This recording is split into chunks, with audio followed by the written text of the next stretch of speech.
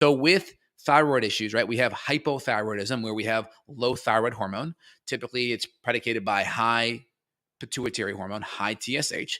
That is a very late stage indicator. So your TSH starts to go above 4.5. It'll be flagged in most parts of the country once you're above 4.5 to 5.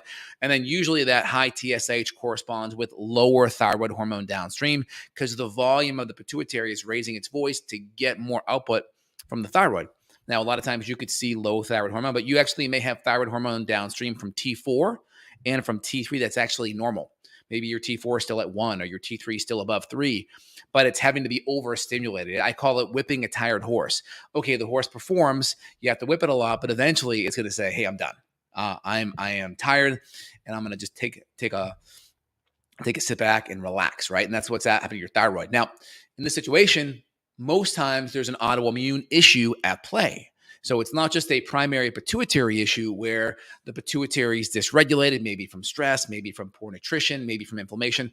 There's an autoimmune component that's added to it. So now your immune system is attacking the thyroid, which does add to inflammation. So it adds inflammation, but it also now the tissue itself is being destroyed. And so now over time, the functional tissue, the functional follicles within that thyroid gland are now not going to produce thyroid hormone at that same level. And maybe even thyroid hormone can spill out of it, creating these high and low swings, and maybe even make you feel hyper at times or anxious or heart palpitations or jittery.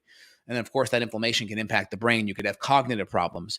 And then obviously the gut plays a big role because that's where 80% of the immune system is, right? 80% is in the gut. And so if you have this autoimmunity, usually there's a leaky gut, gastrointestinal permeability mechanism happening that impacts the immune system. And then now the immune system is hyperactive. And so now foods that get in there like gluten and like dairy can impact the immune response. But now infections